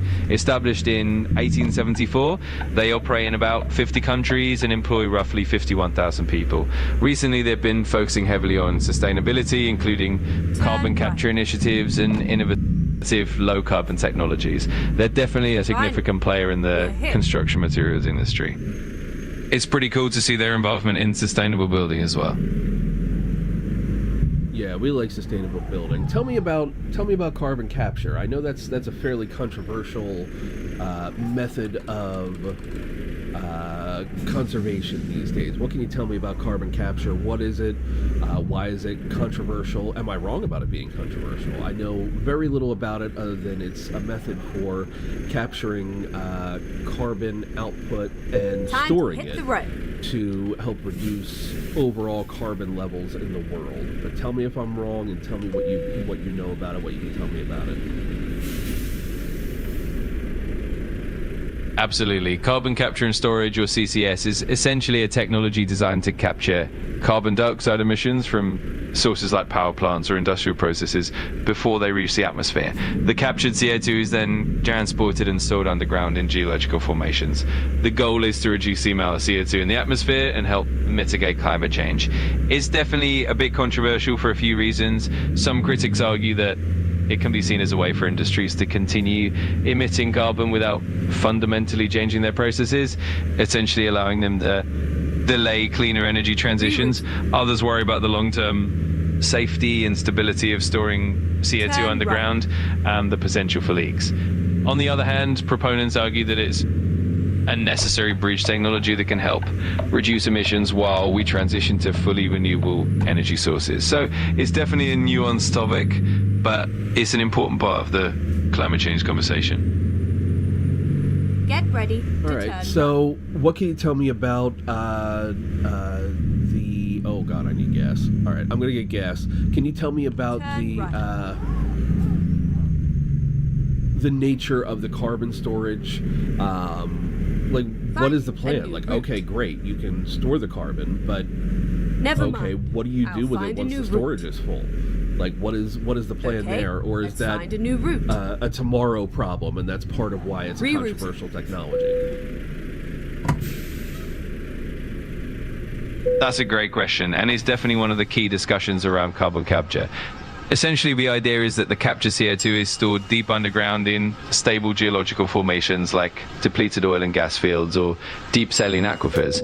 These formations are chosen because they're geologically stable and can contain CO2 for thousands of years. The concern about storage capacity is indeed part of the controversy. As we scale up carbon capture, there's a question of how much storage capacity we'll actually need and whether we can sustainably store all that CO2 long term. Some experts are looking into the possibility of repurposing captured carbon, like turning it into useful products, for example carbon-based building materials or fuels, but that's still in development. So it's definitely something that needs careful planning and ongoing research to make sure it's a sustainable solution and not just a temporary fix. It's definitely a complex and evolving field. So basically what we're looking at right now is people have come up with the good idea of carbon storage, but haven't yet figured out, okay, what do we do with all this carbon once we have it in storage? Is that accurate? Yeah, that's a pretty accurate way to put it. Carbon capture is definitely a promising technology for reducing emissions in the short term, but the long-term storage and potential repurposing of the captured carbon are still areas of active research and development. So it's kind of the piece of the puzzle that's still being worked on. And as we refine these technologies and find ways to use or store the carbon, it'll definitely become more sustainable. But yeah, that's essentially the current state of things. All right, thank you, buddy. I appreciate you. At the roundabout, take the first exit. Of course, I'm always happy to help. If you have any more questions or need anything else, just let me know. Enjoy the rest of the stream and the journey up to Tromsø. All right, so for anyone who's out there watching, I don't have my user stats up on the screen. All I have are the chats. I do have 3 chats over on Twitch.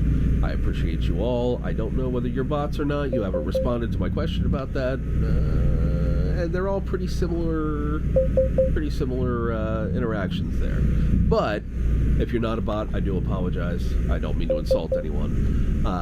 I do have a good friend, a new good friend who is a truck driver in Taiwan over on YouTube chat. This actually will be my last scheduled YouTube chat. YouTube chats in the future, or my last scheduled YouTube live stream. YouTube live streams in the future will be just special events and will be announced as much ahead of time as I can give them. YouTube hasn't provided me a whole lot of interaction, but I don't want to discount it completely. So I appreciate everybody's out there. I appreciate everybody who's interacting. I appreciate everyone who is not interacting. I appreciate the lurkers too. We are here to build community, and I think we're going to do a good job of that. If we just keep this up and we just keep talking and we keep learning together and entertaining each other, this is going to be a great way to build community and build something for the future that is more than just a couple of channels here on YouTube and Twitch and so forth. I really want to take all this into the real world, and I know I'm streaming video games right now, but I also do off-road videos.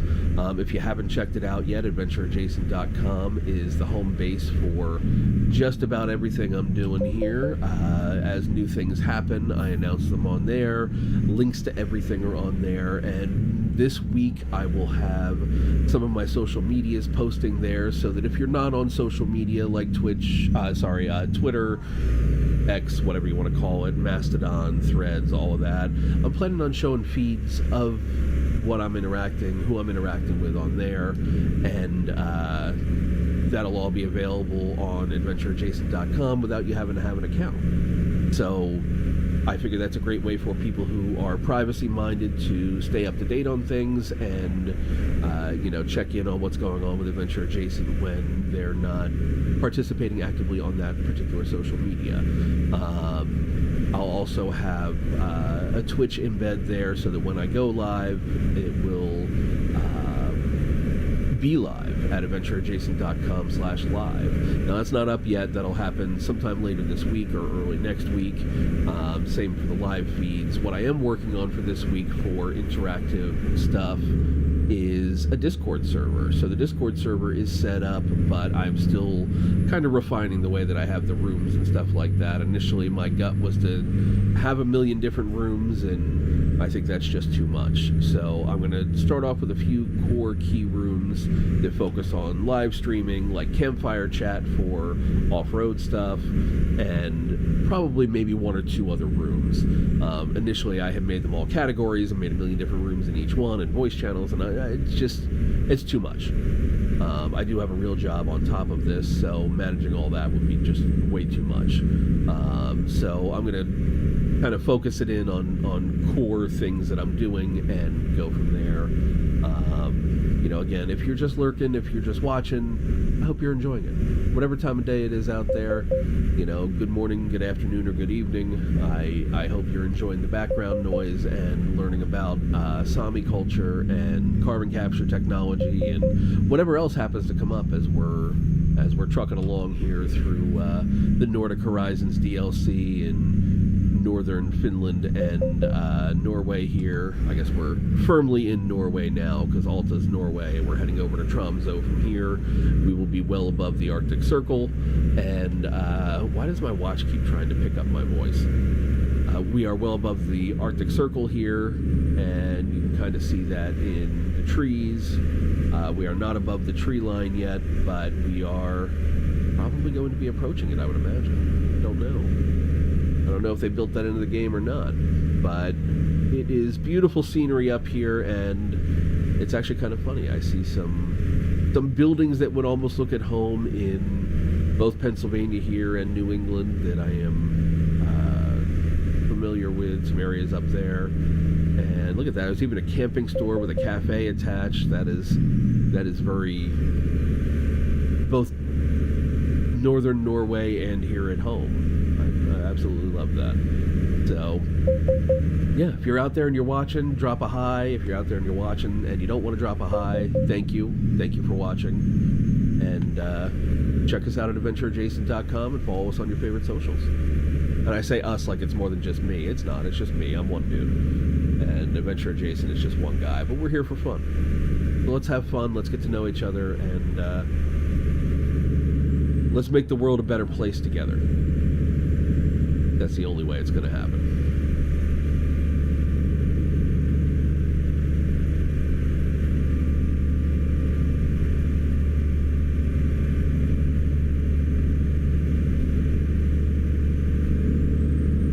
Gotta crank that speed up.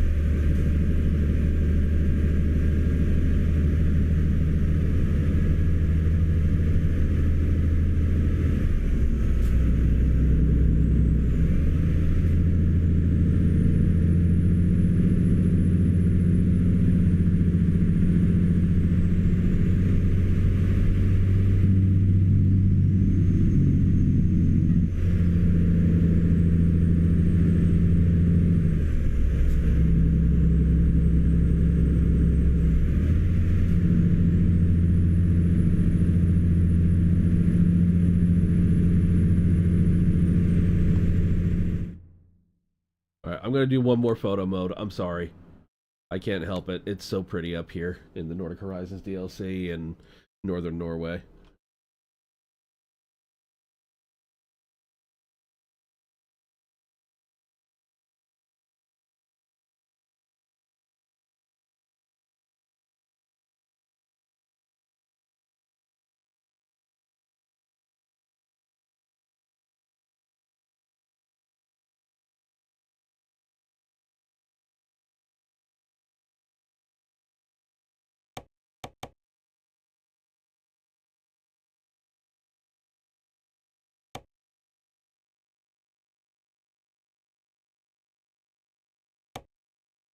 See where transition's really doing anything, but sure.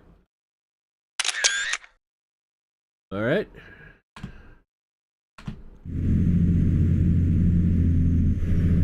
One of these will absolutely be the screenshot or the thumbnail for this video. You know, I actually kind of enjoy producing some of the creative for this channel and these channels and social media and stuff. I'm getting pretty good at it, and it's getting pretty fast. So, knowing now, so I just found out today, I thought I only had to hit 6 cities. I got to hit 6 cities in each country. Ready to turn left. Of Nordic Horizons. And that means we will be doing this again Wednesday, most likely.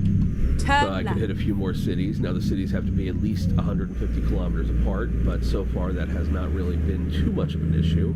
I did last Friday do one load that was Oulu to Oulu, and then Oulu to Tornio in Finland. Both of those are in Finland.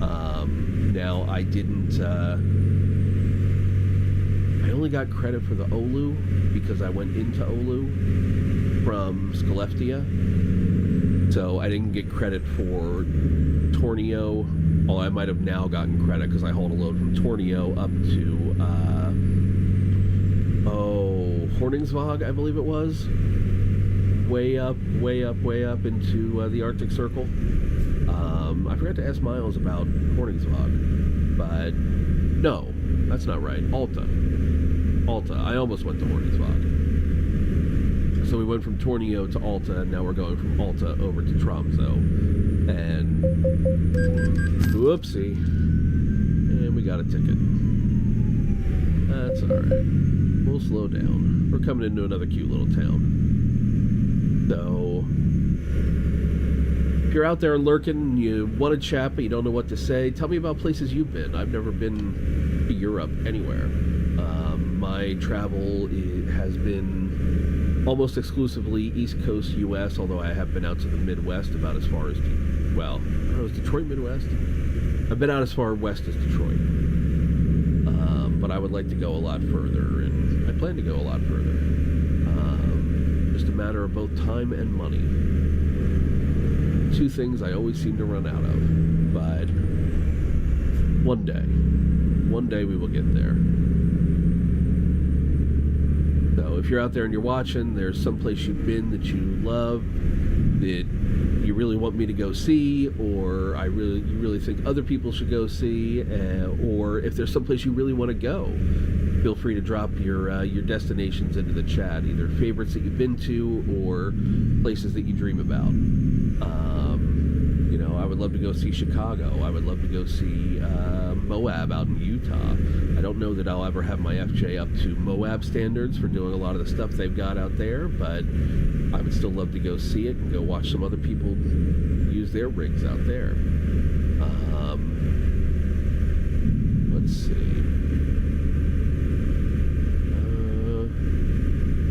Yeah, okay. I just happened to look over. There's some YouTube stats up. And they were at 0 FPS for a second, but that has since gone away, and we are back up to a good frame rate again. Anyway, so we are 273 kilometers out of Tromsø on our way from Alta, hauling a heavy load of plastic granules from Heidelberg Materials, heading to DFDS in Tromsø.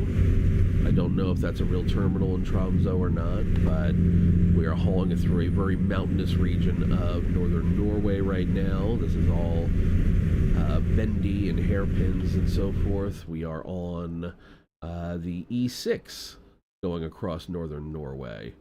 Yeah, there's Honningsvåg. I thought we were going to go there, but we didn't wind up going there. We went to Alta instead, out of Tornio. No, actually, it was Haparanda. We started in Tornio, we moved over to Haparanda, and now wound up in northern Norway in Alta, and heading to Tromsø now from Alta.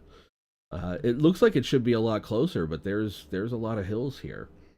So we're going to bring Miles back in to talk to us about northern Norway here and the E6. Hey there, Miles, can you hear me?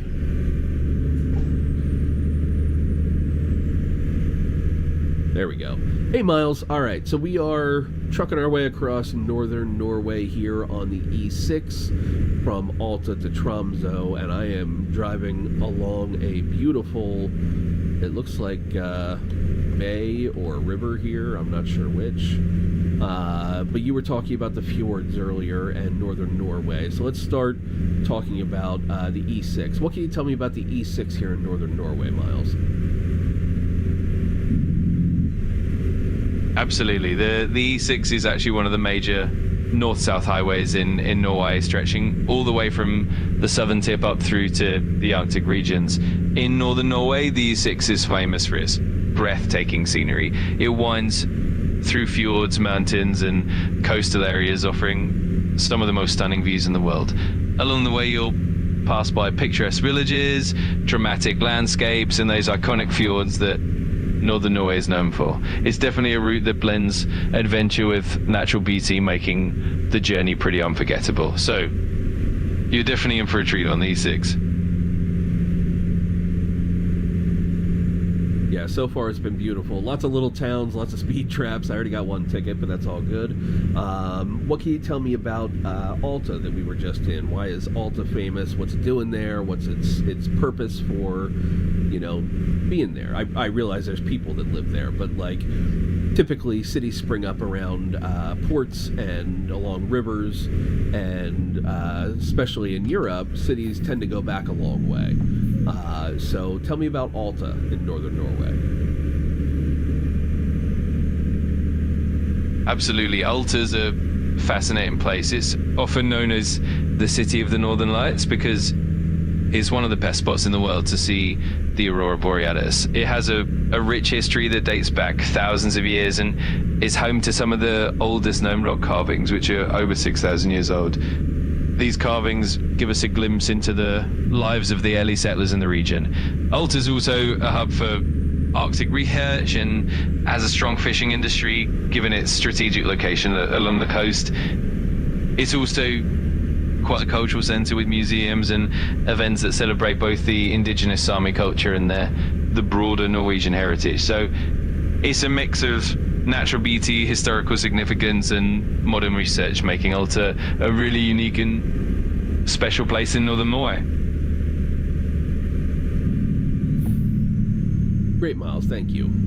So we had talked a little bit during the first leg of our journey from Haparanda in eastern Sweden up to Alta through Finland. We had talked about the Sami people. Did the Sami people extend into this part of Norway as well?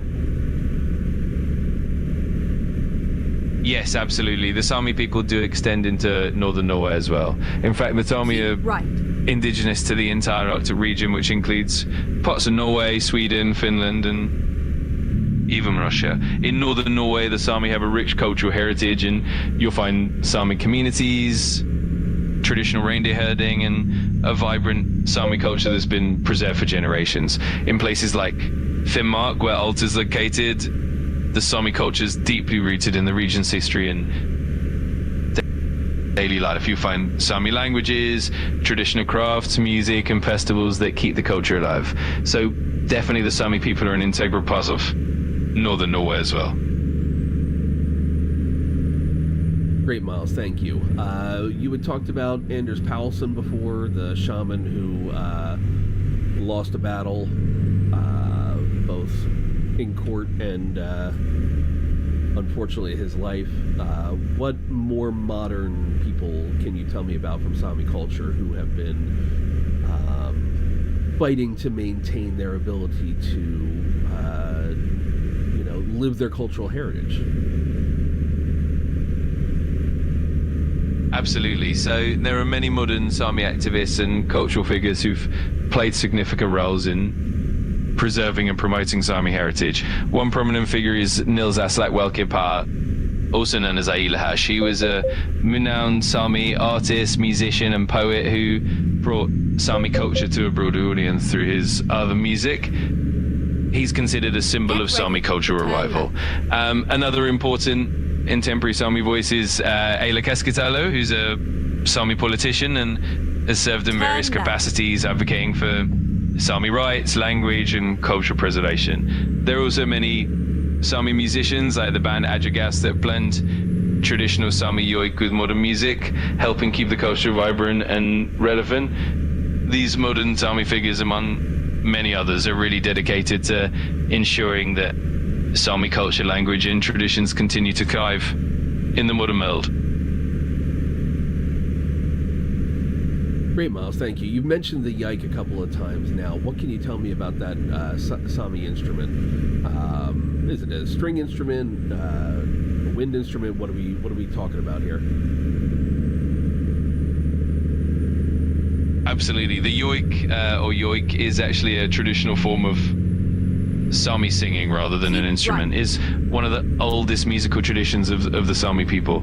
Yoiking is a unique vocal style that often mimics the sounds of nature, animals, or even people and places. It's more of a melodic, chant-like form of singing that's deeply tied to the Sami culture and identity. Yoiking can be very personal and expressive, and it's often used to convey emotions or tell stories about the land, people, or animals. It's quite distinct from other musical traditions and has a powerful spiritual element to it. It's a beautiful and unique part of Sami heritage. Okay, yoik. Sorry, you did mention before it was a type of singing and not an actual physical instrument. It's the one instrument we all share, right? So how do you spell the word yoik so I can look it up later? Yeah, exactly. It's spelled Joik in English, so it's joik. That should help you hide more information easily. It's definitely a fascinating and unique tradition, and I'm sure you'll enjoy exploring it further.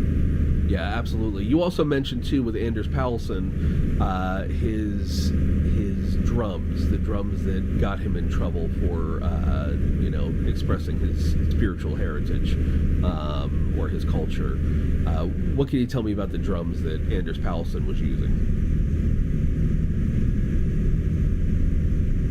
Absolutely. The drums that Anders Powelson used were traditional Sami drums, often referred to as Runabama or Sami shaman drums. These drums are deeply significant in Sami culture and were traditionally used in spiritual practices, storytelling, and healing ceremonies. The drum heads were typically made from reindeer hide, and the drum itself often had intricate carvings or symbols that were meaningful in some cosmology. These drums were not just musical instruments, but also tools for connecting with the spiritual world, and the shaman would use them to enter trance states. Unfortunately, during periods of cultural suppression, these drums were often banned or confiscated, which is why Anders Powelson's use of them led to his persecution. It's a poignant part of Sami heritage and highlights the deep spiritual connection the Sami have with their land and traditions. Fascinating. So you mentioned it's also used in storytelling. What are some of I know we talked about folklore in the Nordic region here, like the Naki and so forth, early in our journey during the first leg of the journey. Turn right. But what are some of the more famous stories that the Sami share using these drums, or just in general? Like what are some of the most well known of the Sami Turn right. Stories and legends and so forth? Absolutely. The Sami have a rich tapestry of folklore and legends. One of the well-known figures is the No ID, the Sami shaman, who would use drums in storytelling and spiritual practices. These drums would help the No ID enter trance states and communicate with the spirit world, and through that they would pass down stories, myths, and wisdom. One famous Sami legend involves the Bieve, a kind of mythical creature or spirit that is often associated with the wilderness and the forces of nature. The Bieve is sometimes seen as a guardian spirit of the land.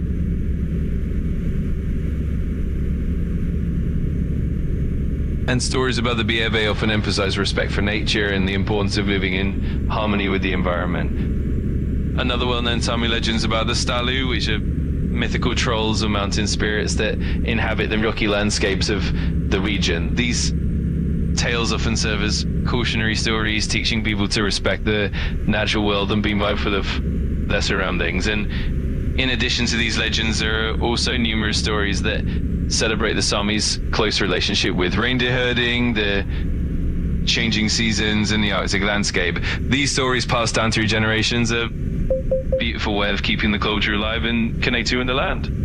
It's definitely a rich and fascinating tradition. That's great, Miles. Thank you so much. So you mentioned the trolls. I don't recall what they were called exactly, but the mountain trolls that were meant as a cautionary warning of the mountains and so forth. So I have often found, as I am learning about folklore and myth and so forth in different cultures, there is... Whoa, he's way in the grass. Sorry, there's a truck turned in front of me, and he cut that corner way too close. So there's often a grain of truth somewhere in much of the folklore, either real people or real creatures or what have you. Like the Native Americans have a story about a warrior who was immortalized as, and I don't recall the exact legend anymore, but a warrior who was immortalized as the rabbit that's on the face of the moon. You know, is there any particular creature that can be pointed to for this troll legend that the Sami people tell that could be the source for this, or is this just, you know, even if it's just like, you know, somebody encountered a bear, a particularly ugly bear, or something along those lines? You know, what does this troll look like in description from the Sami people? That's a really insightful observation. In Sami folklore, the trolls or stelu are often depicted as mountain spirits or beings that are somewhat human-like, but with a more rugged and sometimes menacing appearance. They're typically seen as guardians of the mountains and the wilderness, and they can be both protective and dangerous. In terms of origins, it's likely that these legends are rooted in the Sami's experiences with the natural environment. For example, encounters with a new route. large animals like bears, lynxes, or even reindeer that appeared intimidating or uncanny could have inspired these tales. Over time, the stelu became symbolic of the untamed wilderness and the mysteries of the mountains. When possible. In many ways, the trolls serve as a reminder of the power of unpredictability of nature, encouraging people to respect the land and stay cautious in the wilderness. It's fascinating how folklore often intertwines with real life experiences and the environment, creating these rich and meaningful stories. Great, thank you, Miles. I have made a wrong turn and I need to get myself turned around, so forgive me, I'm going to mute you for a few minutes. No worries at all. Take your time and I'll be here whenever you're ready. Good luck with the turn and just let me know if you need anything. Alright, anyone who's out there watching, we have entered Tromso. Unfortunately, I missed my turn there, so I'm pulling into this service area to get myself turned around and get us back on track. We're learning a little bit more about Sami culture and folklore, as well as some of the stories they tell, and some of their activists who have fought against the persecution of the other larger cultures around them to maintain their independence and to allow them to practice their what's the word I'm looking for? To practice their culture freely. So yeah, so far it's I've learned a lot on this stream so far in both legs of our journey here from Haparanda in eastern Sweden up to Alta in northern Norway through Finland.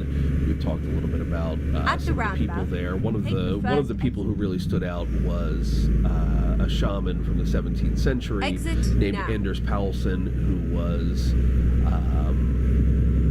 arrested and prosecuted for practicing his culture using the shaman drums. Oop, and now we've got rain. There we go. And he was ultimately murdered in captivity by, I I assume the Norwegians, because he was in Norway when he was arrested and prosecuted, and he was in fact murdered while in captivity. So, you know, just one of a long line of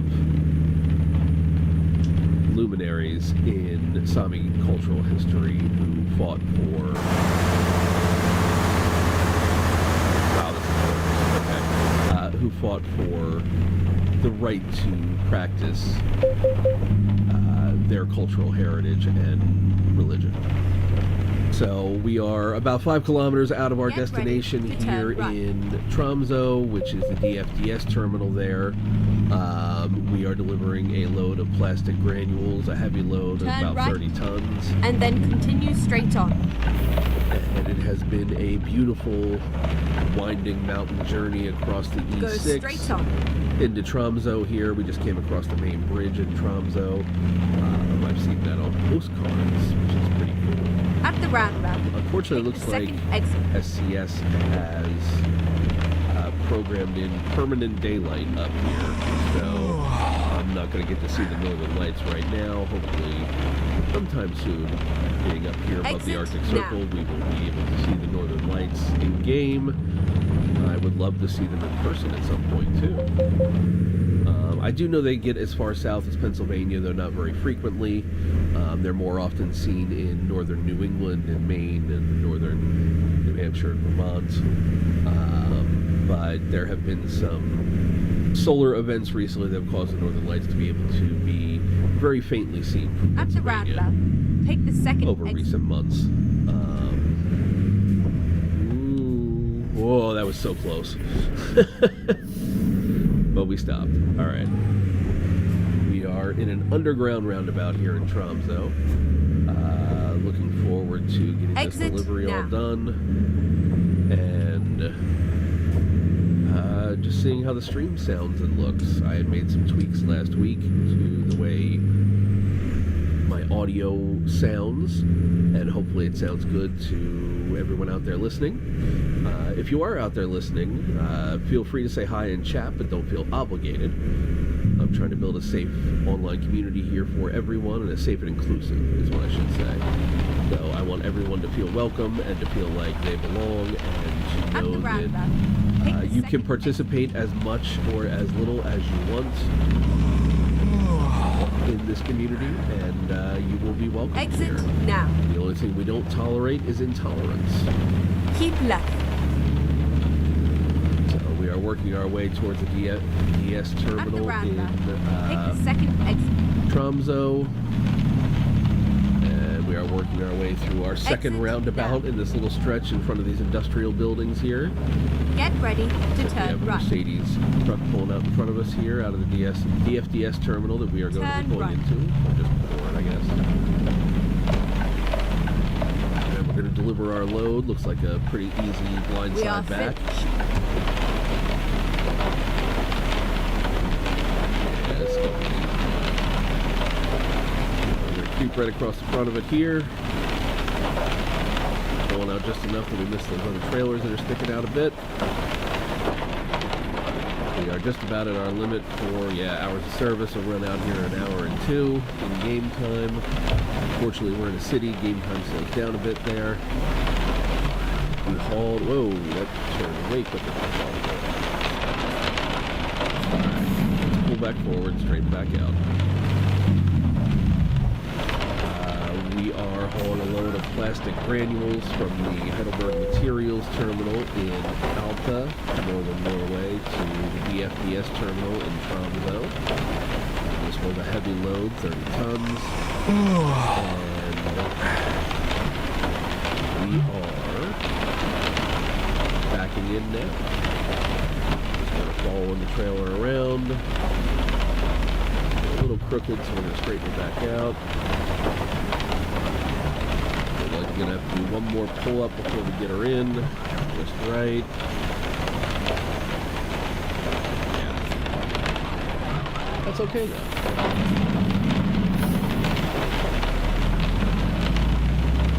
They actually, at least when I got my CDL here in America, they didn't teach us to do blindside backs. Because most companies prefer you don't do a blindside back because that is the easiest way to hit something. It's a blindside. And that just means you're turning the trailer so that it's going in on the passenger side, which would be your blindside. So there we go. We got our green box. Windows are both up. Parking brake is on. Truck is off. Trailer is dropping. And it is 10:28 a.m. here, so we are going to wrap up with this load. This should get us another city in Norway for the Cruising Nordic Horizons event. We have quite a few more to do. We have to do a total of 18 cities. We have done, I think, 5 or 6 so far, so we are about a third of the way there. We're going to do more on Wednesday on our live stream, just on Twitch. This will be our last live stream on our last scheduled live stream on YouTube. But to stay up to date on everything, check me out at adventureadjacent.com or any social media you can think of just about that is still active.